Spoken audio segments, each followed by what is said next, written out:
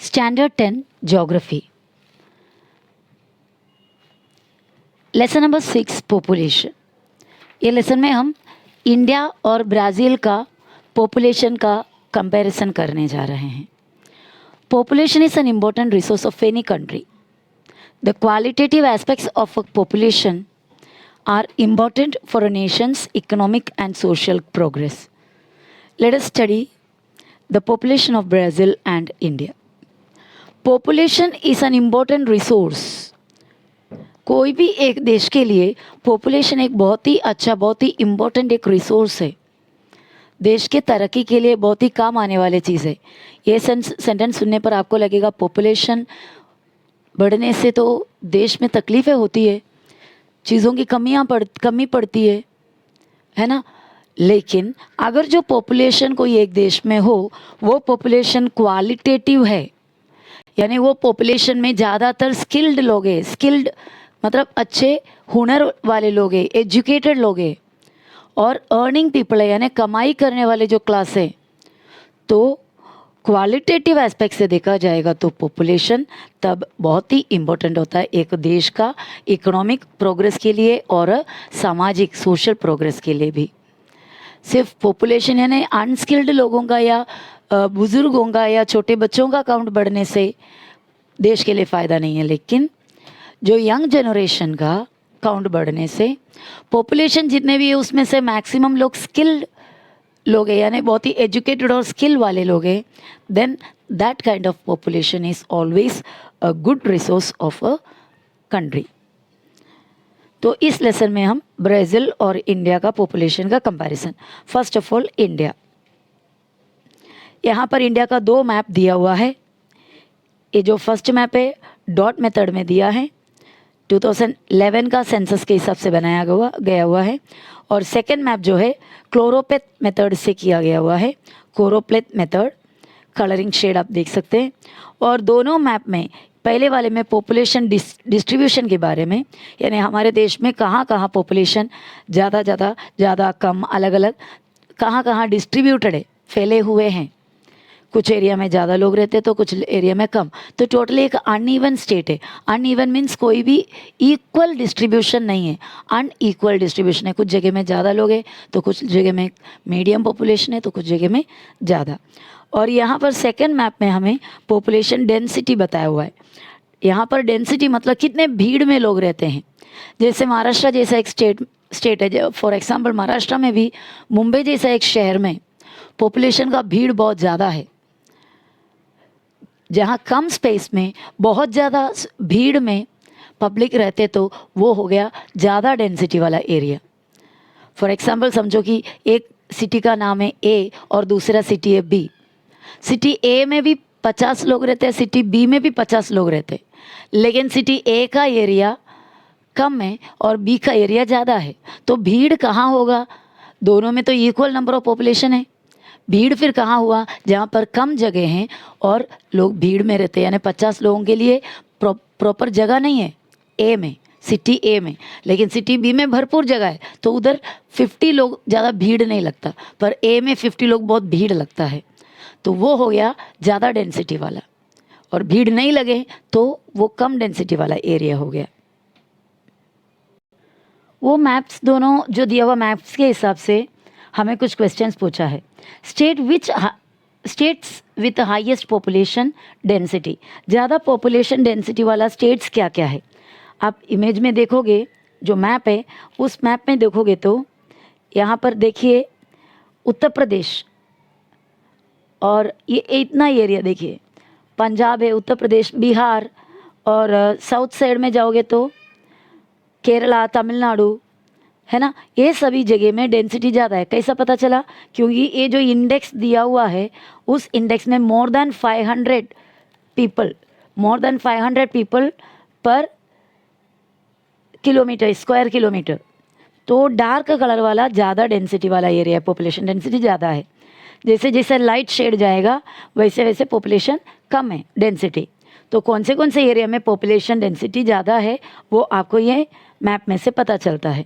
Next question हमारा है states with lowest population density, सबसे कम पॉपुलेशन डेंसिटी कौन से स्टेट्स में है? ये जो शेड है, सबसे ऊपर वाला जो शेड, उस शेड में आप जाओगे तो ये है। यहाँ पर कौन से राजस्थान है, मध्य प्रदेश के एरिया है, बराबर। और यहाँ पर आगे छत्तीसगढ़ भी है, और यहाँ पर हमारे ईस्टर्न साइड के मेघालय, नागालैंड वगैरह वगैरह, ये सभी एरिया में पॉपुलेशन डेंसिटी बहुत ही कम है। On the basis of the maps given above, classify the distribution of population in India in the following table. Table क्या दिया देखते हैं। Less than 100 people per square kilometre. वो शेड देकर आप बता सकते हैं 100 मतलब सबसे लाइटेस्ट शेड। कौन से एरिया में आप मैप में से देख के आप बता सकते हैं, क्योंकि सभी स्टेट का नाम भी लिखा हुआ है। सो लेस देन 100 में हमारा स्टेट्स आएगा मिज़ोरम, अरुणाचल प्रदेश जो ईस्टर्न साइड के हैं, सिक्किम, जम्मू कश्मीर वगैरह वगैरह। और 101 to 250 पर्सनस या पीपल पर स्क्वायर किलोमीटर, वो लिस्ट में छत्तीसगढ़ आया, मेघालय, मणिपुर। आप देख सकते हो अपने मैप के अंदर, छत्तीसगढ़, मेघालय, मणिपुर यहाँ पर है। ये सभी आप देख सकते हो राइट हैंड साइड में, ओके। और 251 से 500 तो और थोड़ा सा डार्क वाला शेड हो गया, वो आया महाराष्ट्र, गोवा, कर्नाटका, तेलंगाना। और let us see in the map,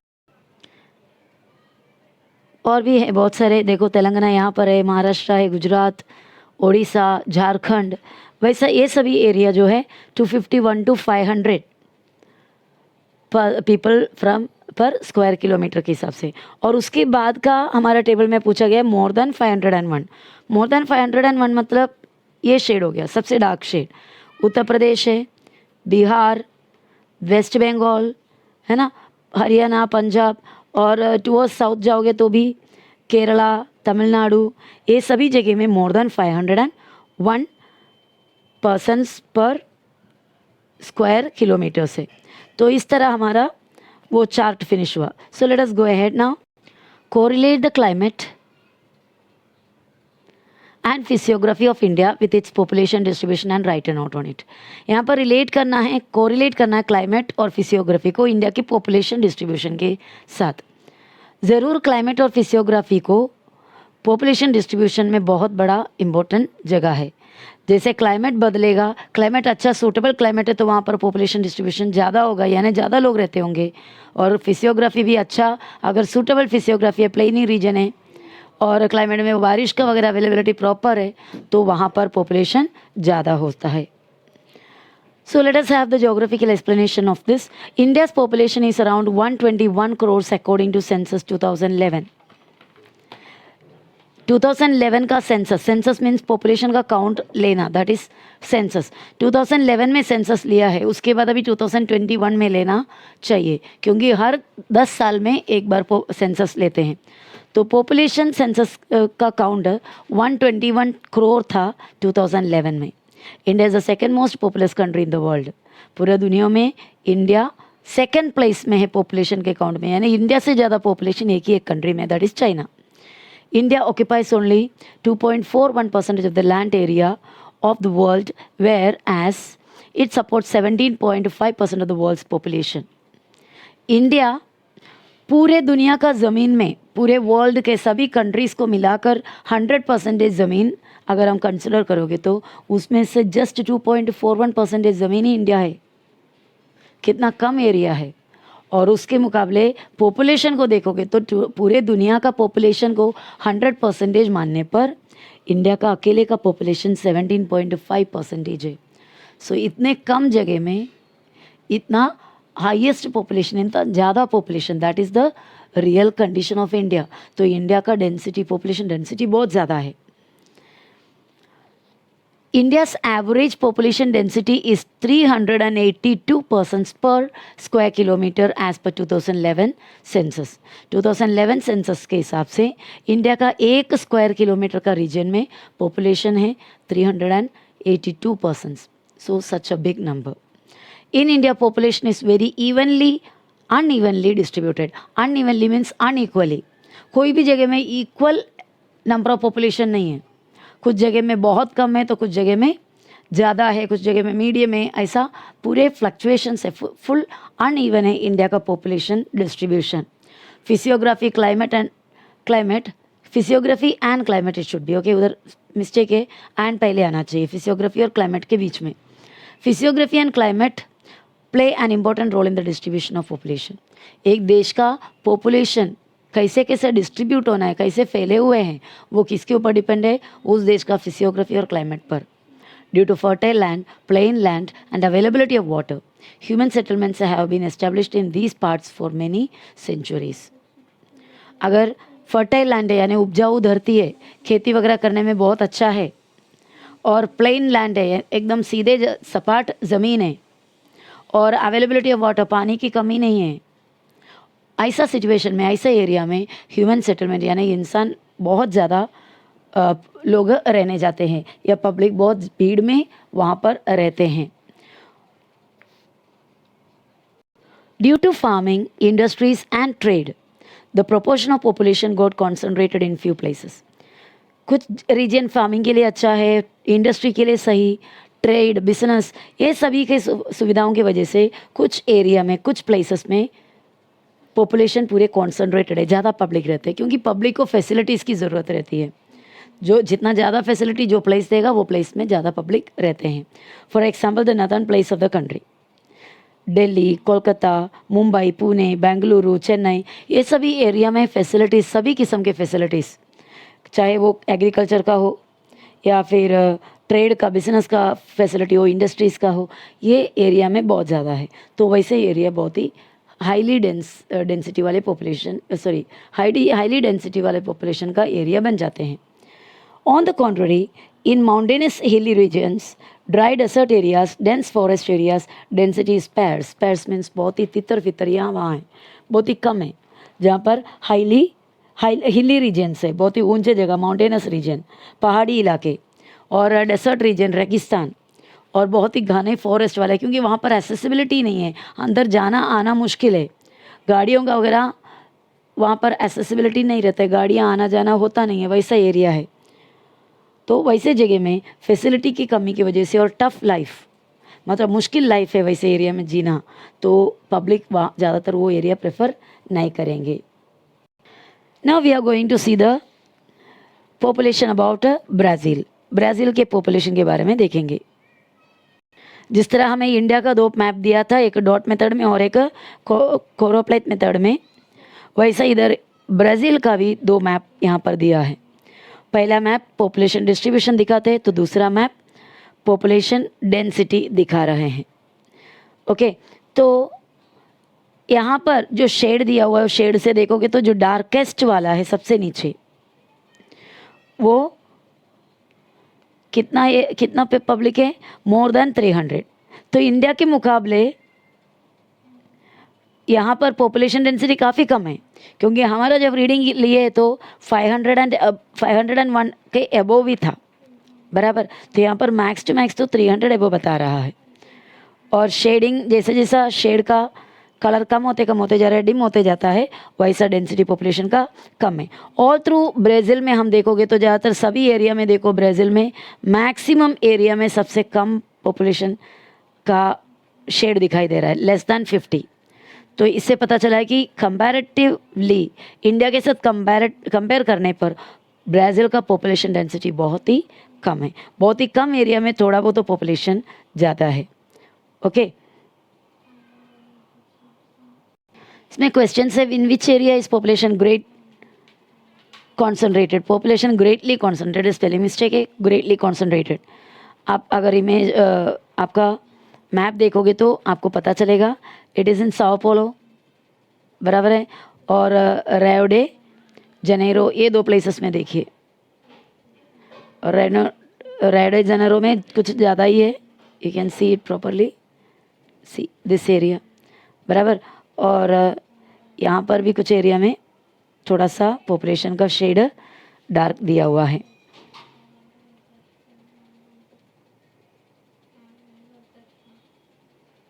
next question, in which area is the distribution of population sparse. कौन सा एरिया है, all through the Amazon river basin, पूरा वैसे ही है, बराबर. Prepare a note on the factors responsible for the uneven distribution of population based on the study of Brazil.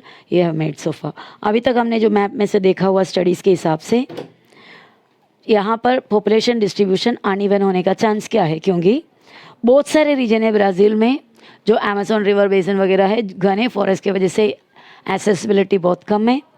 बराबर. तो इस हिसाब से देखा जाएगा तो ब्राज़ील का कुछ एरिया में, बहुत ही कम एरिया में पॉपुलेशन डेंसिटी ज़्यादा है, बाकी पूरा पॉपुलेशन डेंसिटी कम है. और उसके बाद हमसे सवाल किया है identify the type of map showing distribution. इस डिस्ट्रीब्यूशन को दिखाने वाला मैप का टाइप क्या है? डिस्ट्रीब्यूशन वाला, डेंसिटी वाला नहीं, डिस्ट्रीब्यूशन वाला. That is the first one. First map कौन सा मेथड है? दिस वन, डॉट मेथड वाला, डॉट मेथड मैप है. Now the geographical explanation of the same. Brazil is the most populated country in the South American continent. South America में है Brazil. उस continent में सबसे ज़्यादा पॉपुलेशन ब्राज़ील में है.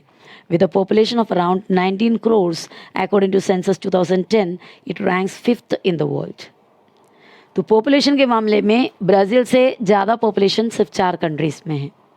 5th पोजीशन ब्राज़ील का है. फिर भी आप देख सकते हैं 19 करोड़, जस्ट 19 करोड़ है वहाँ का पॉपुलेशन. और इंडिया का पॉपुलेशन उस जगह में 121 करोड़. सेंसस लेने का ईयर में भी ज़्यादा फर्क नहीं है. It was taken in 2010 in Brazil and in India it was in 2011. 2011 के स्टार्टिंग में हम सेंसस लिए और 2010 के लास्ट में ब्राज़ील सेंसस लिए.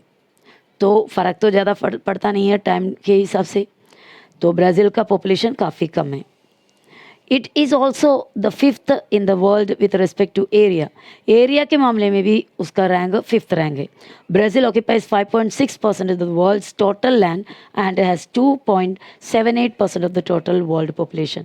देखो इसीलिए ब्राज़ील में पॉपुलेशन डेंसिटी कम है, क्योंकि उसका टोटल लैंड, पूरे वर्ल्ड के हिसाब से टोटल लैंड कितना है ब्राज़ील के पास? ज़मीन 5.6% है. इंडिया को कंपेयर करो 2.4% था, 41%.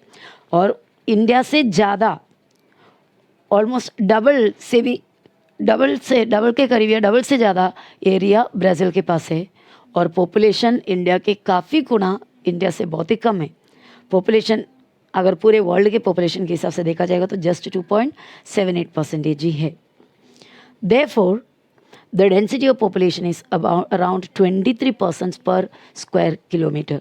देखो कहाँ पर इंडिया का पॉपुलेशन डेंसिटी है 382% पर स्क्वायर किलोमीटर और ब्राज़ील का उस जगह में ओनली 23% पर स्क्वायर किलोमीटर. तो इतना फ़र्क है इंडिया और ब्राज़ील का पॉपुलेशन डेंसिटी में. The distribution of population is very uneven in Brazil. Brazil में पॉपुलेशन डिस्ट्रीब्यूशन भी बहुत ही अनइवन है. अनइवन मैंने बोला कि इक्वली नहीं डिवाइडेड है हर एरिया में. The majority of Brazilians have concentrated within 300 kilometres of the eastern coastal areas also called the coastal lowland. ज़्यादातर ब्राज़ीलियन पीपल, ब्राज़ील के लोग कोस्टल एरिया के यानी समुद्र किनारे के आसपास में और ज़्यादा से ज़्यादा उधर से 300 किलोमीटर के डिस्टेंस, उतना ही डिस्टेंस में लोग रहते हैं. Therefore, agriculture and industries have flourished well here. इसलिए वो एरिया में खेती और इंडस्ट्री वगैरह बहुत ही अच्छा से चल रहा है. Flourished means well developed. As a result, यहाँ पर थोड़ा सा प्रिंटिंग मिस्टेक्स आगे पीछे हुआ है. As a result,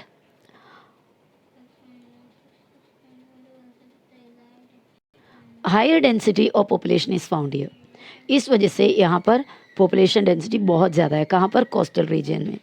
on the other hand, the interior of the Amazon basin is very sparsely populated. और अमेजोन बेसिन के या फिर ब्राज़ील का इंटीरियर एरिया है ना, थोड़ा सेंट्रल एरिया में जाओगे तो पॉपुलेशन बहुत ही कम है, स्पार्सली पॉपुलेटेड. अनफेवरेबल क्लाइमेट, वहाँ का क्लाइमेट अच्छा नहीं है. हेवी रेनफॉल, बहुत ही ज़्यादा बारिश होता है. एसेसिबिलिटी यानी फॉरेस्ट रीजन होने की वजह से वहाँ पर आना जाना आसान नहीं है. और डेंस फॉरेस्ट है. ये सभी क्या है? आर द बैरियर्स, यानी रुकावट बनकर खड़े होता है. किसके लिए?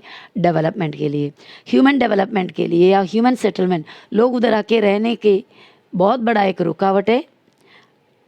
Unfavourable climate, heavy rainfall, accessibility नहीं होना और डेंस फॉरेस्ट रहना.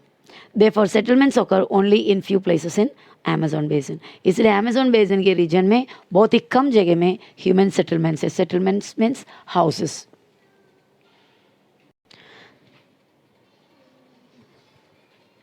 The central and western part of Brazil is less populated. Brazil के वेस्ट साइड और सेंट्रल साइड लेस पॉपुलेशन है and towards east side eastern coastal region में population density ज़्यादा है. The density of population in the highlands of Brazil is moderate. और highland reason में Brazil में population थोड़ा मॉडरेट है यानी मीडियम है. ज़्यादा कम भी नहीं है और ज़्यादा भी नहीं है. यहाँ पर आपको एक इमेज दिया हुआ है. यूज़ या ब्रेन पावर दिया. 1 पर्सन का जो सिंबल मतलब 80 पीपल स्टैटिस्टिक्स जैसा है. तो आपको यहाँ का डेंसिटी देखना है. पॉपुलेशन कितना है, एक कितना है 1 2 3 4 5 6 7 8 जो मिलेगा उसको 80 से आपको मल्टीप्लाई करना है तो इधर का पॉपुलेशन मिलेगा. और यहाँ पर भी एक पर्सन काउंट करना है. जो मिला उसे 80 से मल्टीप्लाई करना है तो यहाँ का पॉपुलेशन और इधर का पॉपुलेशन आपको मिल जाएगा. ओके तो वैसा भी दोनों प्लेस में किसका पॉपुलेशन डेंसिटी ज़्यादा है, ऑब्वियसली इधर का, क्योंकि यहाँ पर भीड़ आपको दिखाई देते और यहाँ का पॉपुलेशन डेंसिटी कम है. नेक्स्ट टॉपिक है पॉपुलेशन कंपोजिशन. मीन्स पॉपुलेशन में 2 पार्ट के लोग होते हैं, 1 male and the other 1 female. तो एक कंट्री में सेक्स रेशियो कितना होता है, दैट मीन्स 1000 मेल के बराबर में कितने फीमेल होते हैं, that is the sex ratio. तो यहाँ पर हमें ग्राफ दिया हुआ है और इस ग्राफ में आप देखोगे तो let us go to the sex ratio of Brazil. Brazil का सेक्स रेशियो है 1961 में सेक्स रेशियो देखोगे तो 1000 के अबव है, बराबर है. 1000 और 120 के बीच में, दैट इज़ 1010 है. और 1971 में भी फ़र्क नहीं है, हल्का सा चेंज हुआ है, कम हुआ है. 1981 नेक्स्ट सेंसस लेते वक्त सेक्स रेशियो थोड़ा सा लाइटली बढ़ गया है और 1991 में और बढ़ गया है. 2001 में फिर से बढ़ गया है सेक्स रेशियो और 2011 में तो काफ़ी ज़्यादा है. मीन्स कितना होगा देखो 1080 के करीब है, बराबर. तो यहाँ पर ऑलवेज ब्राज़ील में ऑलवेज विमेन का काउंट ज़्यादा ही रहे हैं. नंबर ऑफ वुमेन लेडीज़ का काउंट यहाँ पर कंपेयर टू मेन ज़्यादा ही रहा है. Now let's go to India's sex ratio. India के सेक्स रेशियो के बारे में देखेंगे. यहाँ पर इंडिया का सेक्स रेशियो दिया हुआ है. देखिए सेक्स रेशियो इंडिया 1961 में, मतलब सेम ईयर में, सेम ईयर्स दोनों कंट्री के लिए कंपेयर किया हुआ है. इंडिया का सेक्स रेशियो है 940. दैट मीन्स 1000 मेन के बराबर में ओनली 940 विमेन. तो लेडीज़ का काउंट या विमेन का काउंट यहाँ पर कम रहे हैं. और 1971 में और भी कम हुआ, ये लेवल है, दैट मीन्स 930 के आसपास. और उसके बाद स्लाइटली बढ़ गया और 1981 में थोड़ा सा और बढ़ गया है. और बढ़ गया मतलब तभी भी 940 तक भी वापस नहीं आया. और 991 में फिर से विमेन का काउंट कम हुआ है.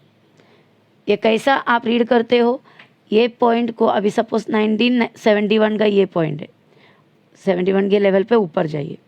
ये लेवल में से आप ये रीड करिए.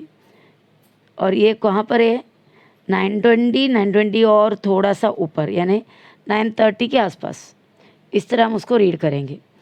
और 981 ये 981 है, उसके लेवल में यहाँ पर है, बराबर. ये लेवल है, ये लेवल से आप यहाँ पर रीड करोगे तो आपको मिल जाएगा वो. तो इस तरह हम उसको रीड करते हैं. और 991 में नेक्स्ट 10 ईयर्स में ये लेवल देखो और कम है. और कम है मतलब उसको पीछे ट्रेस करोगे तो 920 के आसपास जा रहा है वो. और उसके बाद 2001 में स्लाइटली इंक्रीज़ हुआ.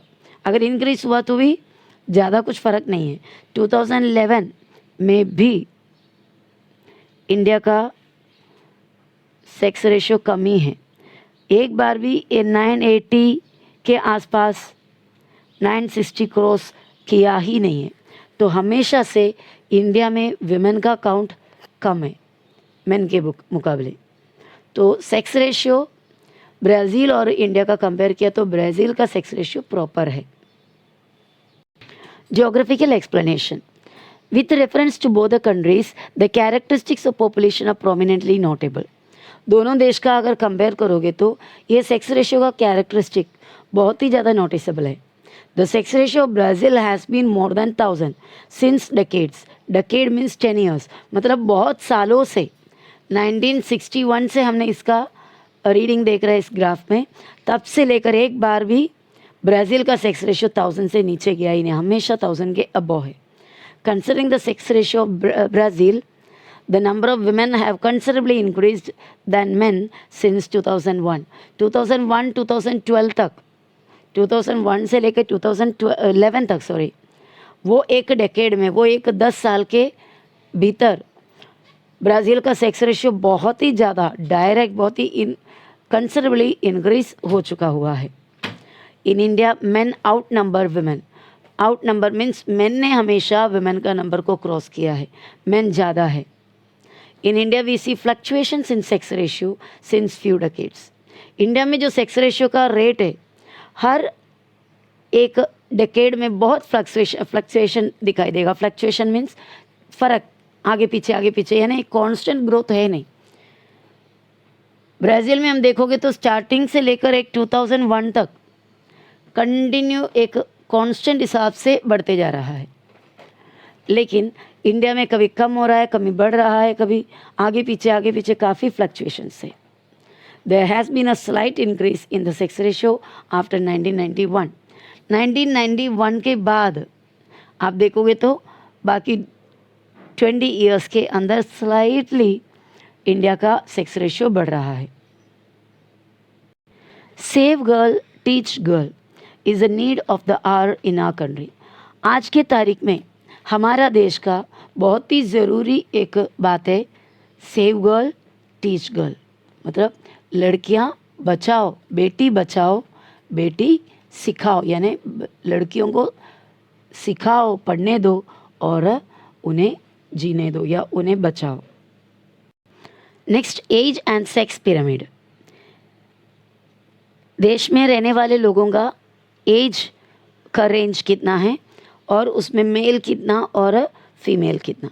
पहले वाला जो ये पिरामिड दिया, पिरामिड क्यों ऐसे कहते हैं, क्योंकि इसका शेप पिरामिड जैसा है इसलिए। तो ये जो पहले दिया हुआ पिरामिड के हिसाब से देखा जाएगा तो लेट्स एनलार्ज इट, थोड़ा सा बड़ा करते हैं। ओके, ये ब्राज़ील का है। यहाँ पर एज ग्रुप दिया हुआ है 0 से 4, 0 से 4, फिर 5 to 9, 10 to 14, 15 to 19, 20 to 24, 25 to 29, 30 as से लेकर 30 ईयर्स से 34 ईयर्स तक के लोग, और 35 ईयर्स ऐसा जा रहा है अप टू 100 ईयर्स तक के लोग। और ब्राज़ील में 100 ईयर्स क्रॉस करने वाले, ये जो ब्लू कलर का दिया हुआ इंडेक्स है मेल का, और ये जो पिंकिश कलर का दिया हुआ फीमेल का है। तो 100 ईयर्स क्रॉस करने वाले कोई भी नहीं है ब्राज़ील में, ब्लैंक है, कुछ नहीं है। और 95 to 99 का रेंज में भी कोई नहीं है, और 90 to 94 का रेंज में भी कोई नहीं है, और 85 to 89 के रेंज में है। बहुत ही कम लोग हैं। ब्लू कलर का देखो वहाँ पे नाप के बराबर है, और उसी जगह में पिंक में है थोड़ा सा, मतलब बहुत ही एज ओल्ड में, जैसे 85 to 89 वगैरह रेंज में मेल का काउंट काफ़ी कम है या ना के बराबर है, लेकिन फीमेल थोड़ा सा है।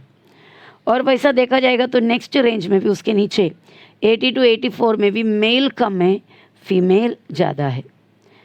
ये देखिए आप, जो पिंकिश कलर यहाँ पर ज़्यादा है और यहाँ पर कम है। और उसके बाद नेक्स्ट रेंज में 75 to 79 के रेंज में जाओगे, वहाँ पर भी मेल का काउंट कम, फीमेल का काउंट ज़्यादा है। देखो ब्लूइश कलर का एरिया कम है, पिंकिश वाला ज़्यादा है। तो वैसा ऑल थ्रू हर एक रेंज में देखोगे तो ज़्यादातर सबसे ज़्यादा यहाँ पर कौन सा रेंज वाले हैं? 30 to 34 ईयर्स के लोग हैं।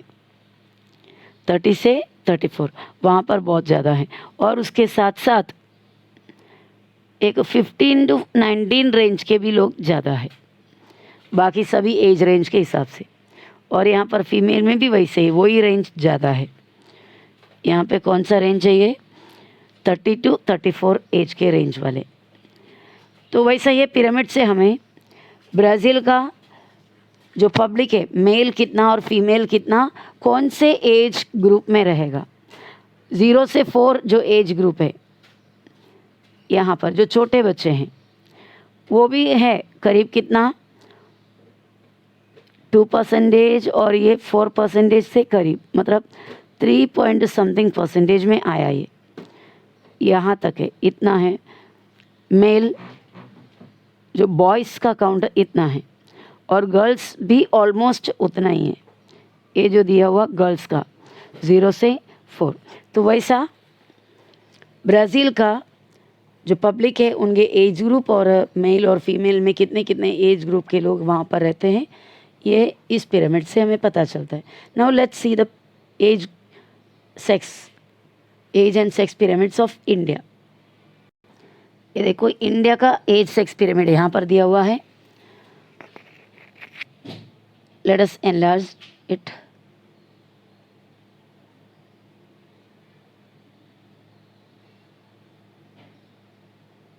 यहाँ पर भी सेम एज ग्रुप दिया हुआ है, 0 to 4, 5 to 9, वैसे अप टिल 100।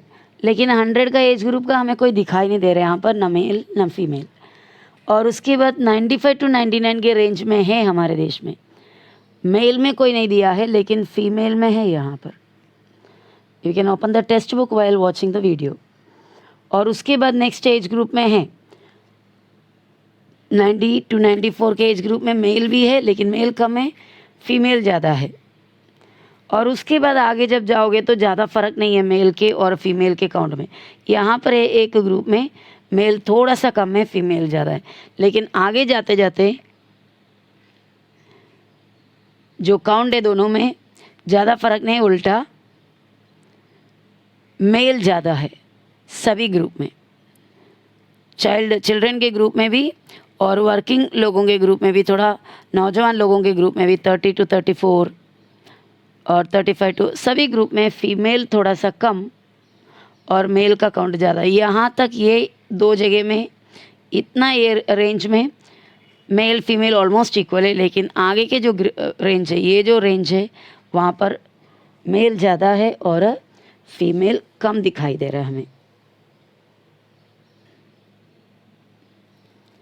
ओके लेकिन यहाँ का जो डिस्ट्रीब्यूशन है मेल और फीमेल का थोड़ा इवनली लग रहा है, ज़्यादा फ़र्क में नहीं है। लेकिन यहाँ पर इतना रेंज में देखो तो मेल ज़्यादा कवर किया हुआ है। ये देखो 4 पॉइंट समथिंग क्रॉस करके 5 पॉइंट समथिंग तक आया है, लेकिन वो जगह में फीमेल में 5 पॉइंट समथिंग तक पहुँचे नहीं है। यहाँ पे आप देख सकते हो कम है मेल का, फीमेल का count. Okay, geographical explanation. Considering the age of population, Brazil's population is getting slowly older, but in India the situation is different. The proportion of youth in India more. This means India has a higher working population. तो दोनों population के, दोनों country के population का pyramid को देखा तो उनके एज ग्रुप को भी चेक किया तो ये पता चलता है कि ब्राज़ील में उम्र ज़्यादा वाले यानी एज ओल्ड लोग बढ़ते जा रहा है और वो जगह में इंडिया का जो यंग जनरेशन ज़्यादा है। इंडिया में यंग जनरेशन का प्रोपोर्शन ज़्यादा है और ब्राज़ील में ओल्ड जनरेशन का प्रोपोर्शन बढ़ते जा रहा है। तो इसमें से ये पता चलता है कि इंडिया में वर्किंग पॉपुलेशन, काम करने लायक लोग, उनका एज ग्रुप ज़्यादा है। अगर इंडिया के लोग अगर स्किल्ड है और एजुकेटेड है तो इंडिया को जल्दी से ही हम एक अच्छे डेवलप्ड कंट्री में उसके दर्जे में पहुंचा सकते हैं। नेक्स्ट टॉपिक है पॉपुलेशन ग्रोथ रेट, मतलब कितने तेज़ी से पॉपुलेशन बढ़ रहा है पर डे या पर सेकंड में कितने नया बच्चे जन्म लेते हैं। और एक्चुअली आजकल क्या बोलते हैं, ये मेडिकल साइंस वगैरह इतना इम्प्रूव होने की वजह से डेथ रेट कम होते जा रहा है, लेकिन बर्थ रेट अभी भी बढ़ रहा है। तो इस वजह से देश का जो पॉपुलेशन का काउंट है, ग्रोथ है, बहुत ही फास्ट इंक्रीज हो रहा है। So here we are going to watch the graph given in the growth rate of population. Population में ब्राज़ील में पॉपुलेशन कितने फास्ट बढ़ रहा है। तो ये ब्राज़ील का दिया हुआ है और 1960 से काउंट किया हुआ है, 1960, 1970, 1980 इस तरह। और वाई एक्सिस में हमें परसेंटेज दिया है, ये सब 0.01, 0.5%, 1%, 1.5%, इस तरह यहाँ पर दिया हुआ है ग्रोथ रेट पॉपुलेशन का इन परसेंटेज। ओके, और यहाँ पर एक्स एक्सिस में ईयर्स दिया हुआ है। और हम यहाँ पर चेक करोगे तो 1960 में 3% ग्रोथ रेट था। 1970 आते देखो कितना फास्ट डिक्लाइन है, यहाँ से बहुत ही कम हो गया। 1960 के मुकाबले 1970 पे आने पर बहुत ही कम हो गया है पॉपुलेशन ग्रोथ। एक 2% और 2.5% के बीच में है। और उसके आगे जाने पर 1980 आने पर और कम, देखिए इस तरह है, 2% से भी नीचे है, यहाँ तक आइए। और उसके बाद आप अगर और आगे जाओगे 1990 पे, 1990 का आप इस तरह ऊपर कंपेयर करके देखोगे तो, और इसको इस लाइन में आपको ले जाना है। ले जाओगे तो आपका जो पॉपुलेशन का ग्रोथ का काउंट जो है, लेट अस ट्रेस बैक, देखो 1 और 1.5% के बीच में है। तो इसमें से साफ नज़र आ रहा है कि देखो 2001 में आया तो 2000 में आया तो कितना कम है, इवन 0.5% से भी कम है, बराबर। 2001 में जो पॉपुलेशन का काउंट है काफ़ी कम है, यहाँ तक ही है, बहुत ही नीचे है। तो इसका मतलब पॉपुलेशन का ग्रोथ, पॉपुलेशन की जो कितना तेज़ी से बढ़ रहा है। ब्राज़ील का हमने देखा पॉपुलेशन का ग्रोथ यहाँ पर कम होते जा रहा है। दैट मीन्स आगे आने वाले कुछ टाइम तक भी ब्राज़ील का पॉपुलेशन ज़्यादा ओवर पॉपुलेशन नहीं होगा, उधर का पॉपुलेशन कंट्रोल में है। तो अभी हमने ब्राज़ील का पॉपुलेशन ग्रोथ देखा, बहुत ही स्लो होते जा रहा है, कम होते जा रहा है। और let us check the population growth of India. India का पॉपुलेशन ग्रोथ हम चेक करेंगे। 1961 ब्राज़ील में 1960, 70, 80 इस तरह था, क्योंकि वहाँ पर सेंसस वैसा मतलब डेकेड के एंड में देखते हैं, और हमारे यहाँ पर डेकेड के नया शुरुआत में, जैसे 1960 में ब्राज़ील में सेंसस देखा तो हमारे यहाँ पर 61 में होता है। तो 1961 में इंडिया का पॉपुलेशन ग्रोथ रेट है 2%। ओके, वापस जाते हैं हम ब्राज़ील का पॉपुलेशन ग्रोथ का ग्राफ में। देखो पॉपुलेशन ग्रोथ ब्राज़ील में 1960 में 3% था, इंडिया से टोटली 1% उधर ज़्यादा था। लेकिन आज 2010 में उन लोगों ने वो पॉपुलेशन को कितने में कन्वर्ट किया है, जस्ट 0.5% में कन्वर्ट किया है, बराबर। और इंडिया का अगर हम देखोगे तो 2% है 1961 में, और उसके बाद 1971 में देखो बढ़ गया है, चढ़ गया ऊपर, बराबर है। एक ग्राफ देखो आगे बढ़ गया है, ऊपर हो गया है।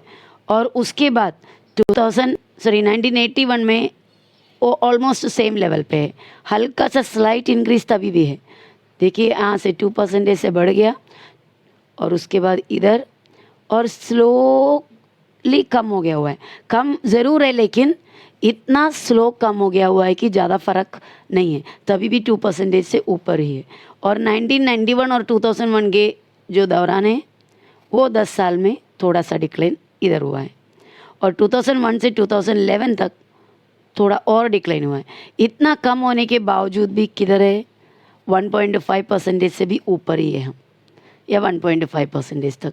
तो कहाँ पर ब्राज़ील का ग्रोथ रेट ऑफ पॉपुलेशन और कहाँ इंडिया का। इस तरह यही रेट ऑफ रेट में अगर पॉपुलेशन ग्रोथ हुआ तो इंडिया का पॉपुलेशन जल्दी कम नहीं होगा. Now, a geographical explanation of this concept. The rate of growth of population has reduced considerably in Brazil. Brazil में रेट ऑफ ग्रोथ पॉपुलेशन बहुत ही कम हो गया है. It is noticeable. कितना, कहाँ था, 3.03% से 0.5% से भी नीचे आया है. However, this is not the condition in India. From 2001 to 2011, India's population increased by 18.2 crores. India का पॉपुलेशन विद इन 10 ईयर्स 2001 से लेकर 2011 तक इंडिया का पॉपुलेशन का काउंट 18.2 करोड़ बढ़ गया है. India's population growth rate was higher till 1971. 1971 तक इंडिया का पॉपुलेशन का ग्रोथ बढ़ते जा रहे थे. Then this rate stabilized. उसके बाद कुछ टाइम के लिए स्टेबलाइज हुआ. 1971 से लेकर 1981 तक स्टेबलाइज हुआ, मतलब कांस्टेंट रहा. हमने अभी देखा ग्राफ के अंदर. The rate of population growth is now declining. लेकिन अभी वो थोड़ा डिक्लाइन हो रहा है, कम हो रहा है. But the population is still growing. जो रेट है पॉपुलेशन का वो थोड़ा हल्का सा कम हो रहा है, लेकिन रियल में पॉपुलेशन तो बढ़ ही रहा है. नया जन्म लेने वाले बच्चों का काउंट भले ही कम होता हो, लेकिन जो ऑलरेडी है वो पब्लिक के साथ और आने वाले जो न्यू जनरेशन है वो भी एडअप होने पर इंडिया का पॉपुलेशन तो अभी भी बढ़ ही रहा है. और ये नोटिस करने की बात है कि it is observed that in Brazil the rate of growth is declining and Brazil's population may not increase in the next 2 decades. और ये बहुत ही ज़्यादा नोटिस करने की बात है कि ब्राज़ील में ग्रोथ ऑफ पॉपुलेशन या पॉपुलेशन ग्रोथ का जो रेट है कम होते जा रहा है, लगातार कम हो रहा है. इसका मतलब ये हुआ कि आने वाले 2 डेकेड में, आने वाले 20 साल तक तो बिल्कुल पॉपुलेशन बढ़ेगा नहीं ब्राज़ील का. यहाँ पर एक सेंटेंस दिया हुआ देखिए. दो the lines show downward trend. हमने ये पॉपुलेशन ग्रोथ रेट का लाइन इंडिया में देखा कम होते जा रहा है, लेकिन इसका मतलब ये है कि पहले जितना स्पीड में पॉपुलेशन बढ़ रहे थे वो स्पीड कम हुआ है. रियल में पॉपुलेशन तो कम नहीं हुआ. अभी भी पॉपुलेशन का रेट तो मतलब पॉपुलेशन बढ़ ही रहा है, लेकिन कितना तेज़ी से बढ़ रहा है वो स्पीड थोड़ा कम हो गया है, वो दिखा रहा है ये डिक्लाइन. पर इन रियलिटी पॉपुलेशन तो बढ़ ही रहा है. देखो, it doesn't mean population is decreasing. It shows that the growth is lesser than the previous decade. Now let's see the life expectancy of both the countries. दोनों country में कितने life expectancy है, that means public कितने उम्र तक जीते हैं. Average निकाल कर देखना है कि इंडिया और ब्राज़ील के जो पब्लिक का लाइफ एक्सपेक्टेंसी यानी कितने लाइफ स्पैन है उनके, कितने साल तक यहाँ पर पब्लिक जिंदा रहते हैं. So let's see the life expectancy of Brazil.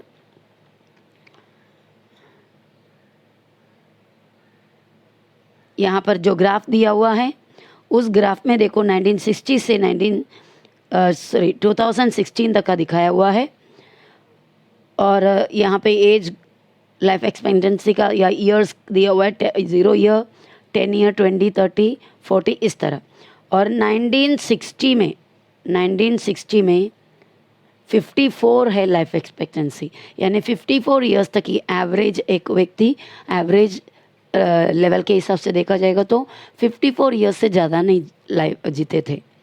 और 1970 में आते ही 59 ईयर्स हो गया लाइफ एक्सपेक्टेंसी, यानी एवरेज तौर पे पब्लिक एक 59 ईयर्स तक जिंदा रहते थे.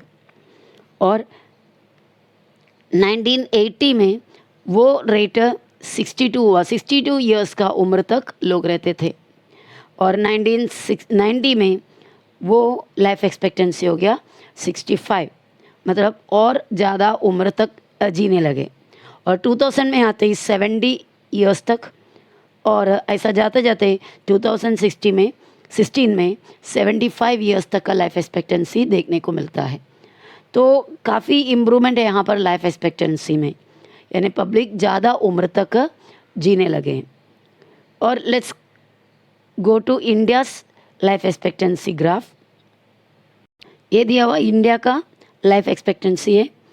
1961 में 1960 में 41 ईयर्स और 1970 में 48 ईयर्स तक लाइफ एक्सपेक्टेंसी था।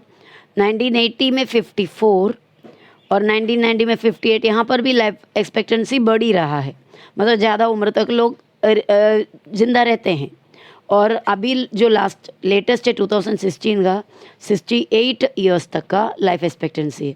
आप डाउटफुली सवाल करेंगे या मन में सवाल आएगा कि नहीं हमारे आसपास में लोग 90 ईयर्स के भी है, वो ज़िंदा रहते हैं। ओब्वियसली है, और पहले के ज़माने में भी काफ़ी लोग बहुत ज़्यादा मतलब इवन 100 ईयर्स भी क्रॉस करते थे। लेकिन यहाँ पर जो दिया हुआ है एवरेज निकाला है, पूरे पब्लिक का लेवल के हिसाब से सभी का देकर नंबर ऑफ पब्लिक से डिवाइड करके एवरेज निकाला हुआ है। अगर समझो एक एरिया में 100 लोग रहते हैं और 100 लोगों में से सपोज़ एक 25 लोग अगर 100 ईयर्स को क्रॉस किए और एक 25 ईयर्स के 25 लोग समझो 50 ईयर्स ही क्रॉस कर पाए, और बाकी जो 50 लोग हैं 100 में से वो लोग एक 60 ईयर्स ही क्रॉस कर पाए, तो एवरेज निकालने पे कोई भी 100 के करीब नहीं पहुंचेगा, बराबर। तो वैसा एवरेज निकाल कर देखोगे तो इंडिया का लाइफ एक्सपेक्टेंसी ब्राज़ील के लाइफ एक्सपेक्टेंसी के मुकाबले लो ग्रेड से बढ़ रहा है। The life expectancy of India was around 41 years in 1960।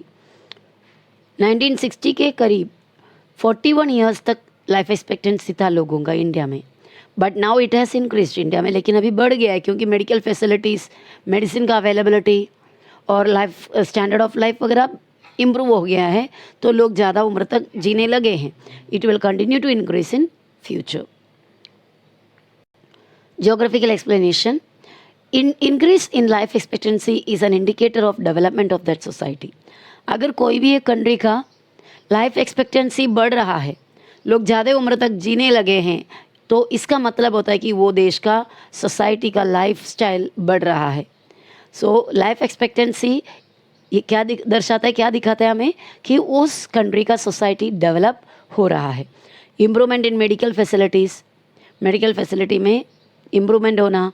Progress in medical field, आजकल मेडिकल फील्ड में सभी बीमारियों को जल्दी से जल्दी डायग्नोस करने का, फाइंड आउट करने का बहुत सारे इंस्ट्रूमेंट्स, टेक्नोलॉजी बढ़ गया हुआ है। और एक्सेस टू न्यूट्रिशियस फूड, पहले लोगों को न्यूट्रिशियस फूड का कमी होती थी, जो मिलता है वो खा के जिंदा रह देते थे। लेकिन अभी न्यूट्रिशियस फूड का अवेलेबिलिटी ज़्यादा है। What do you mean by nutritious food? वो फूड जहाँ जिसके अंदर सभी न्यूट्रिशन है, सभी ज़रूरत की चीज़ें हैं, बॉडी को बढ़ने के लिए, बॉडी हेल्दी रहने के लिए जो कोई भी थिंग्स की ज़रूरत है वो सब इंक्लूडेड जो फूड है उसको न्यूट्रिशियस फूड कहते हैं। To an increase in average life expectancy, तो आज के तारीख में लाइफ एक्सपेक्टेंसी बढ़ने का मेन रीज़न ये तीनों हैं। क्या है? मेडिकल फैसिलिटी बढ़ गया है, मेडिकल फील्ड में बहुत सारा तरक्की हो गई है, और न्यूट्रिशियस फूड का अवेलेबिलिटी भी है। In most of the developing countries life expectancy is still less, और ज़्यादातर developing country, India is also a developing country, लेकिन ऑलमोस्ट डेवलप होने जैसा है इंडिया का कंडीशन। तो बहुत सारे डेवलपिंग कंट्रीज़ में आज भी लाइफ एक्सपेक्टेंसी बहुत ही कम है, but with socio economic development it is increasing. लेकिन नॉर्मली सभी देश में सोसाइटी के इम्प्रूवमेंट की वजह से, इकोनॉमिक इम्प्रूवमेंट की वजह से लाइफ एक्सपेक्टेंसी धीरे धीरे बढ़ रहा है अभी। Now the literacy rate, literacy rate मतलब पढ़े लिखे लोग या लिखने पढ़ने आने वाले कितने लोग हैं। Literacy does not mean that educated, highly educated. Literacy rate कोई एक देश का ज़्यादा है, इसका मतलब होता है कि वहाँ पर ज़्यादा लोगों को कोई ना कोई एक भाषा लिखने और पढ़ने आता है। तो लिटरेसी रेट ब्राज़ील का क्या है, एक ग्राफ से हम देख सकते हैं।